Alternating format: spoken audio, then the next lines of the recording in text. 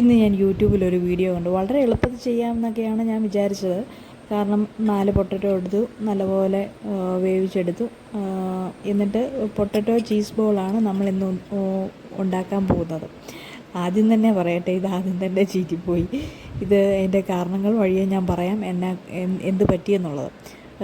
പലപ്പോഴും നമ്മൾ വിചാരിക്കും ഏറ്റവും എളുപ്പമായിട്ടുണ്ടാക്കുന്നത് പലതുമൊക്കെ നമുക്ക് ചില കാരണങ്ങളല്ല. അത് ചിലപ്പം നമ്മുടെ അറിവില്ലായ്മ കൊണ്ടാകാം, അല്ലെങ്കിൽ അതിനെക്കുറിച്ച് കൂടുതൽ പരിചയമില്ലാത്തത് കൊണ്ടാകാം. അതൊക്കെ പിന്നെ അത് ചെയ്തു വരുമ്പോൾ അതൊക്കെ റെഡി ആയിക്കോളും. പിള്ളേരൊക്കെ കൂടുതൽ അവർക്ക് ഈ പൊട്ടറ്റോ ലേയ്സ്, പ്രത്യേകിച്ച് ലേയ്സൊക്കെ പിള്ളേർക്ക് ഒരുപാട് ഇഷ്ടം. പിള്ളേർക്ക് തന്നെയല്ല, എല്ലാവർക്കും ലേയ്സൊക്കെ ഇഷ്ടമാണ്. പക്ഷേ നമ്മൾ പലപ്പോഴും വീടുകളിലുണ്ടാക്കുമ്പോൾ ഈ ലേയ്സുമായിട്ട്, നമുക്ക് കടയിൽ നിന്ന് മേടിക്കുന്ന ലേയ്സുമായിട്ടൊന്നും ഒരുപാട് വ്യത്യാസങ്ങൾ കാണാം. അത് പ്രത്യേകിച്ച് പിള്ളേർക്ക് നല്ലപോലെ മനസ്സിലാവുകയും ചെയ്യും. പക്ഷെ എന്നാലും നമ്മളൊന്ന് ഉണ്ടാക്കി ട്രൈ ചെയ്ത് നോക്കാമെന്നുള്ള ഉദ്ദേശത്തിലാണ് ഞാനിന്ന് പൊട്ടറ്റോ ചീസ് ബോൾ ഉണ്ടാക്കാമെന്ന് കരുതി.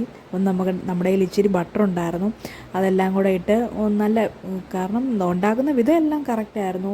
ഒരു അരിപ്പ ഉപയോഗിച്ച് അതെല്ലാം നല്ലപോലെ സ്മാഷ് ചെയ്തെടുത്ത്, അപ്പം നല്ല സോഫ്റ്റിലാണ് അതെല്ലാം നമുക്ക് വന്നത്. ആദ്യത്തെ പറ്റിയത് ഈ പൈപ്പിംഗ് എല്ലാം നല്ലപോലെ നിറച്ച് ഫില്ല് ചെയ്ത് ഒന്ന് ടെസ്റ്റിങ്ങിനായിട്ട് ഇതിനകത്തൂടെ വരുമോ എന്നറിയാൻ വേണ്ടി ഒന്ന് നോക്കിയപ്പോൾ ദാണ്ട് ആ സൈഡിൽ കൂടെ ഒരു പൊട്ടൽ വന്നു. അത് കീറിപ്പോയി അവിടെ നിന്ന്. അപ്പം തന്നെ ആദ്യത്തെ പാളിപ്പോയി.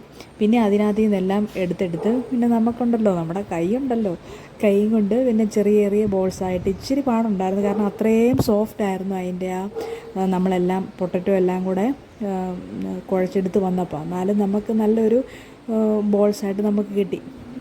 എന്നിട്ട് നമുക്ക് ഓവനിലാണ് നമ്മളിത് ചെയ്തത്.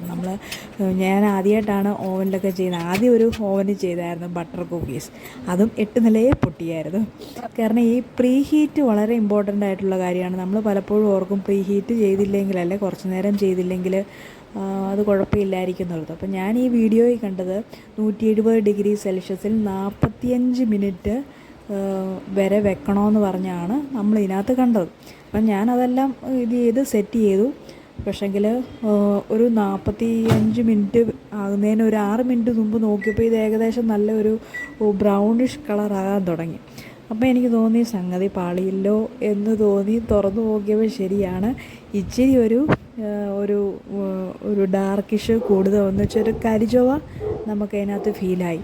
അപ്പം നമ്മൾ പലപ്പോഴും വീഡിയോയിലൊക്കെ കാണുമ്പോഴേ ഓരോ ഓവനിലും അതിൻ്റേതായ ഫങ്ഷൻസും കാര്യങ്ങളും ഒക്കെ ഉണ്ട്. കാരണം നമ്മളിതൊക്കെ ചെയ്ത് വരുമ്പോഴേ ഉള്ളൂ നമ്മുടെ ഓവനിൽ എത്രത്തോളം ഹീറ്റ് ചെയ്താലാണെങ്കിൽ, അല്ലെങ്കിൽ എത്രത്തോളം ടൈം സെറ്റ് ചെയ്യേണ്ടതൊക്കെ നമുക്കത് പിന്നീട് മനസ്സിലാവുമെന്നാണ് എനിക്ക് തോന്നുന്നത്. പക്ഷേങ്കിൽ അവരതിനകത്ത് 45 മിനിറ്റ് എന്ന് പറഞ്ഞു.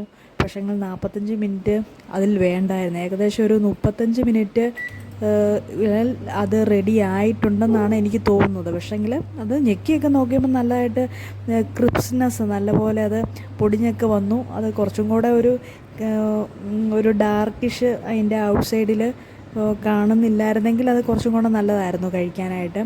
അതുകൊണ്ട് ആകെ ഞാൻ ട്രയൽ കുറച്ച് ബോൾസേ ഉരുട്ടിയുള്ളൂ. അതുകൊണ്ട് ബാക്കിയുള്ളതൊന്നും വേസ്റ്റായില്ല. അത് പല കാര്യത്തിനും പിന്നെ കറികൾക്കൊക്കെ നമ്മളത് വെച്ച് അഡ്ജസ്റ്റാക്കി. അപ്പം നമ്മൾ ഓവൻ മേടിക്കുമ്പോഴത്തേന് എല്ലാ ഓവനിലും ഒരുപോലത്തെ ഫങ്ഷൻ അല്ല നടക്കുന്നത്. നമ്മൾ വീഡിയോ കാണുമ്പം പല ഓവനിലെയും കാര്യങ്ങൾ നമ്മളത് ഓവൻ ഏതാണെന്ന് നമുക്ക് ശ്രദ്ധിക്കത്തില്ല. അവരതിൽ പറയുന്ന കാര്യങ്ങൾ അതുപോലെ തന്നെ നമ്മളത് ചെയ്യും. അപ്പം പ്രീ ഹീറ്റ് വളരെ ഇമ്പോർട്ടൻ്റ് ആയിട്ടുള്ള കാര്യമാണ്. കാരണം കഴിഞ്ഞ തവണ ബട്ടർ കുക്കീസ് ചെയ്തപ്പം പ്രീ ഹീറ്റ് ഞാൻ വേണ്ട പോലെ ചെയ്തില്ല. അപ്പോൾ അതെൻ്റെ ബേക്കിങ്ങിൽ അതിനനുസരിച്ചുള്ള വ്യത്യാസങ്ങൾ വന്നു. അതെനിക്ക് അത്ര അറിയത്തില്ലായിരുന്നു എങ്ങനെയാണ് ഇത് ചെയ്യണമെന്നുള്ളത്. രണ്ടാമത്തേതെന്ന് പറയുന്നത്, ഞാൻ പ്രീ ഹീറ്റൊക്കെ ഏകദേശം ചെയ്തു. പിന്നെ വന്നപ്പോൾ ടൈമിങ്ങിൻ്റെ വ്യത്യാസമായിരുന്നു. അപ്പോൾ ഇനി അടുത്ത വീഡിയോയിൽ ഏതെങ്കിലും ഒരു റെസിപ്പിയായിട്ട് വരാം. കുഴപ്പമില്ലാതെ അതും ചെയ്യാൻ പറ്റുമെന്ന് വിശ്വസിക്കുന്നു. അപ്പോൾ നിങ്ങൾ ചാനൽ സബ്സ്ക്രൈബ് ചെയ്യണം. Thank you for watching. By.